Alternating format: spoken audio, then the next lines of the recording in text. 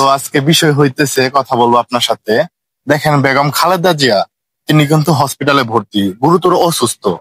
তো তিনি যদি মারা যায় এখন, বা হচ্ছে তিনি যদি পরবারে চলে যায়, তখন বিষয়টা কিভাবে দেখবেন আপনি? এটা সোশ্যাল মিডিয়ায় অনেক বিরোধী দল তো অবশ্যই বাংলাদেশে আছে বা প্রত্যেকটা রাষ্ট্রে আছে। হয়তো কেউ গুজবে ছড়াচ্ছে যে দেশে যদি এই মুহূর্তে যদি মারা যায় বেগম জননেত্রী মানে বেগম খালেদা জিয়া যদি মারা যায়, তাহলে তার দলটা হয়তো ধসে পড়তে পারে বা বিরোধী দলগুলো এগিয়ে যেতে পারে।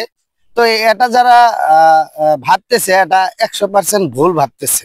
না, আপনার যে কিছু নিউজ দেখতেছি যে আপনার বেগম খালেদা জিয়া গুরুতর অসুস্থ, মানে কেন আমার ফুসফুস নিয়ে বেগম নেত্রীকে আপনি বাঁচিয়ে দিন, ডাক্তারের কাছে করতেছে। আবার কিছু লোক দেখতেছি আপনার সোশ্যাল মিডিয়াতে, মানে নামাজে বা আল্লাহর কাছে কান্নাকাটি করে যে আল্লাহ তাকে বাঁচিয়ে দাও, আমাদের বেগম খালেদা জিয়াকে।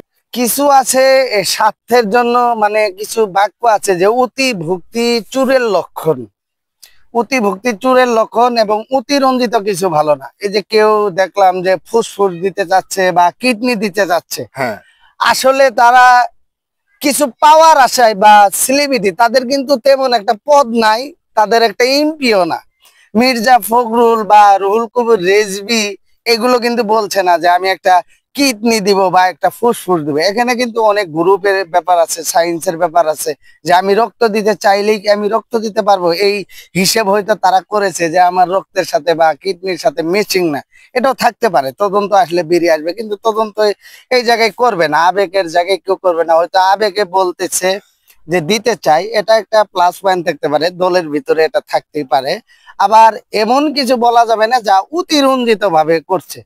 কিন্তু আমাদের জননেত্রী যে বেগম খালেদা জিয়া আছেন, তার সুস্থতা আমি কামনা করি, বা বিশ্বের বাংলাদেশের বিভিন্ন উলামা কেরামগণ বা সাধারণ মানুষ জনগণ সবাই দোয়াই চাচ্ছে, আমরা দোয়াই চাই